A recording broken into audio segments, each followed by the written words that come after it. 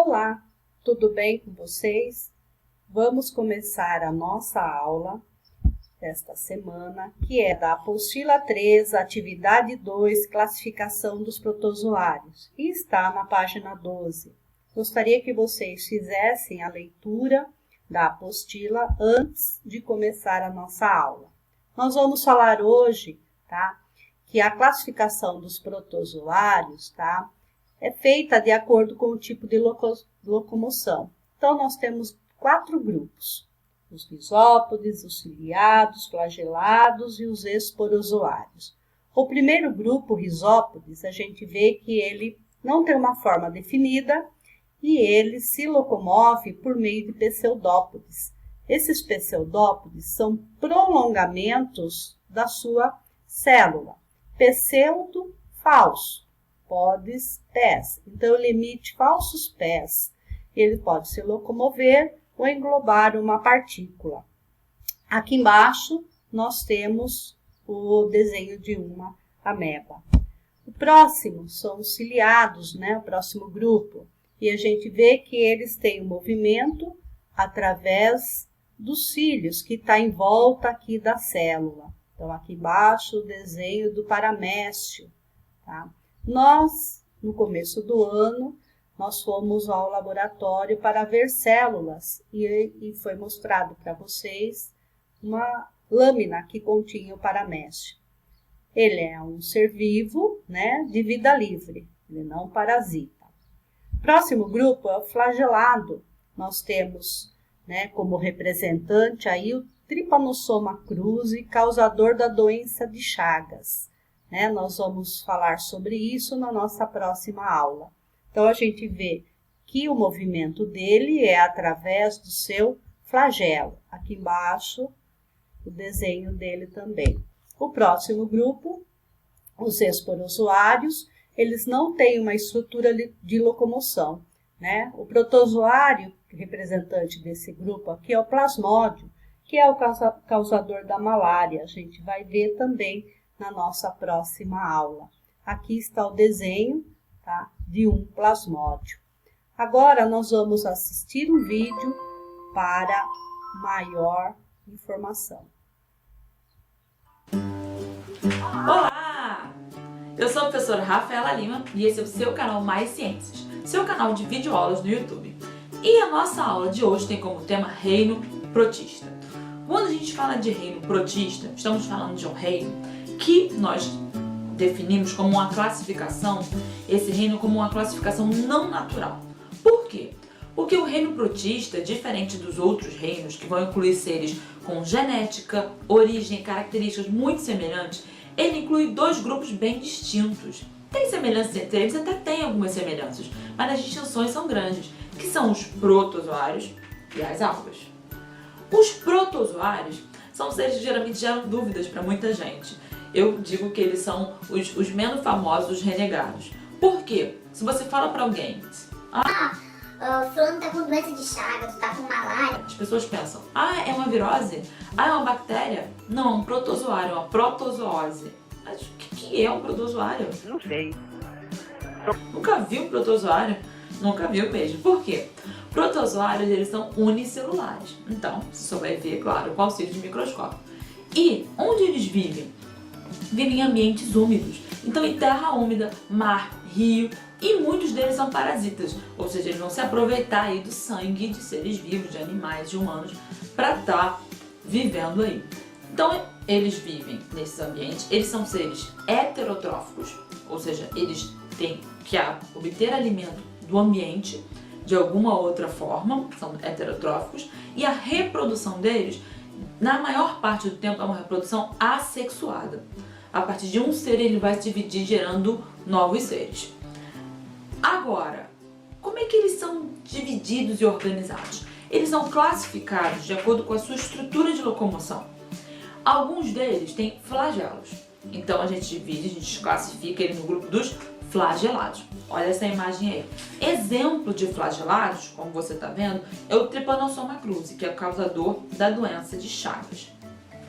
Alguns outros são ciliados. Ele tem cílios e eles batem esses cílios e se locomovem dessa forma. Esses né? Estão aí por conta desses cílios no grupo dos ciliados. Olha a imagem. Exemplo deles é o Paramécio caudato. Tá vendo ele aí? Alguns outros protozoários, eles não têm estrutura de locomoção específica. A gente chama de os esporozoários. Um exemplo é do causador da malária. Olha o exemplo aí, que é o Plasmodium malariae. E também o causador da toxoplasmose, que é o Toxoplasma gondii. Tá vendo ele aí? Alguns outros, eles usam os chamados pseudópodes, falsos pés. Eles não têm realmente um pé, uma estrutura, mas eles vão se locomovendo e fazendo umas projeções similares a pés. Daí vem o nome de falsos pés. Como é o exemplo das amebas. Olha essa imagem. Esse grupo nós chamamos dos Sarcodinia ou Rhizópoda, que não tem aí essa estrutura de sustentação, mas usa esses pseudópodes. Tranquilo? Só para não passar em branco, eu falei que a maior parte dos protozoários eles se reproduzem de forma assexuada. Mas alguns deles vão se reproduzir de forma sexuada. Tem uma troca de material genético através de um processo chamado de conjugação, onde há a troca de material genético de um para outro através de uma projeção do citoplasma. Eles se aproximam, tem uma projeçãozinha aí do citoplasma que vai fazer essa ponte, essa troca de material, certo?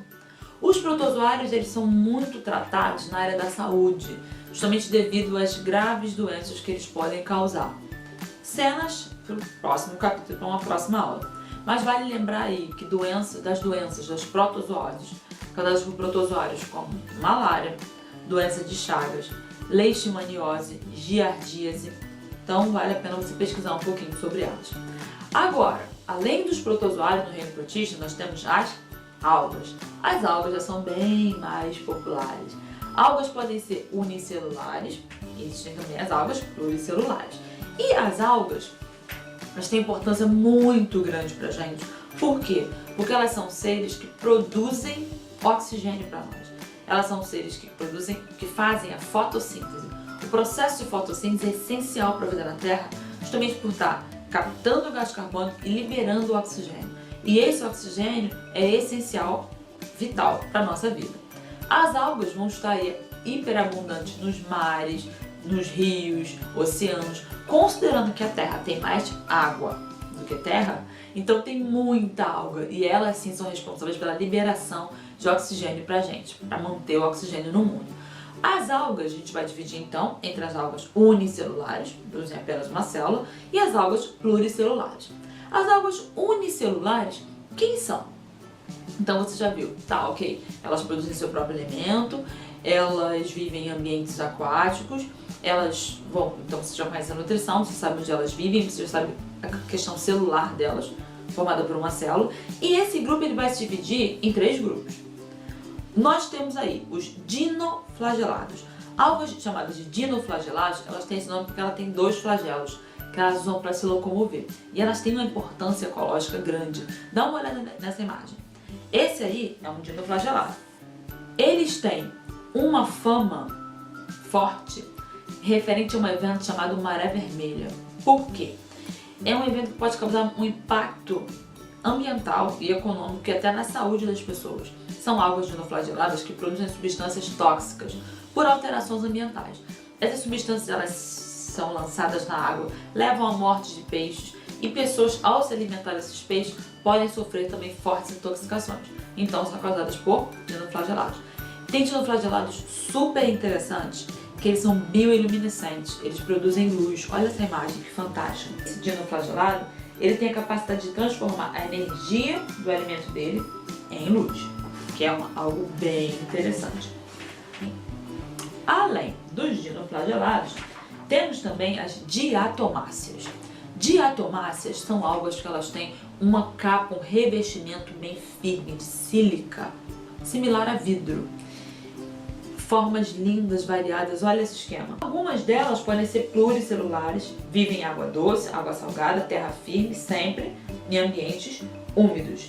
Assim como os protozoários, a principal forma de reprodução é assexuada, mas tem algumas espécies que se reproduzem de forma sexuada também.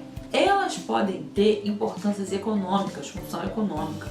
Muitas vezes se usa esse concentrado de diatomáceos para a produção de substâncias abrasivas, para a composição muitas vezes de vidro e também para a produção de placas de silício muito usada na área de computadores e celulares. Então tem um uso econômico delas aí também. Nós temos também as euglenófitas. As euglenófitas elas vivem especialmente em ambientes aquáticos. As euglenófitas elas têm uma coisa curiosa, que o processo nutricional delas é misto. Elas podem fazer fotossíntese no ambiente de carência nutricional, mas elas também podem ser heterotróficas, que aí já é uma diferença aí dentre as outras algas, certo? Agora, falamos das unicelulares, os 3 grupos. E as pluricelulares? Essas são as que a gente vê nas praias, quando a gente vê imagens de filmagem no fundo do mar. A gente vai dividir de acordo com as cores. 3 grupos. As clorófitas, que são as algas verdes, famosíssima aí a chamada alface do mar. Dá uma olhada. Elas ocorrem muitas vezes em ambientes com maior, elas são mais tolerantes a ambientes com maior presença de matéria orgânica. Então podem ser um indicador de que aquela água está um tanto quanto poluída. As rodófitas são as algas vermelhas. Tem uma vantagem forte aí na alimentação. Elas são utilizadas na extração do agar. Agar é muito utilizado nas pesquisas científicas como meio de cultura para bactérias. Também são utilizados em algumas variáveis alimentícias, o agar como espessante. E temos também as algas pardas, ou feofícias, ou feófitas. As algas pardas, dá uma olhada. Elas podem formar florestas imensas dessas algas. Tem uma forte importância aí na cadeia alimentar, como todas as algas. E elas também têm uma utilização na produção de fertilizantes. Se extrai essas algas para a produção de fertilizantes e adubo, devido à sua alta carga de nutrientes, certo? Então você pegou aí protozoários, os grupos das algas unicelulares e das algas pluricelulares. Fechamos então o reino protista. Tchauzinho! Gostou? Compartilha com a turma, se inscreve no canal da Ciência e deixa aí nos comentários a sua opinião. Beijinho! Agora nós vamos para o Vamos Praticar, tá? Na página 12. Nós temos 3 questões aí, tá? Que vocês vão procurar nessa atividade, tá? E vocês vão responder. Lembrando que vocês receberam a apostila 2, que está com o reino protista 1 e o protista 2, da página 3 até a página 15, tá? Tá muito fácil de responder essas 3 atividades, certo? É só vocês darem uma lida. Boa semana, tá? Beijos!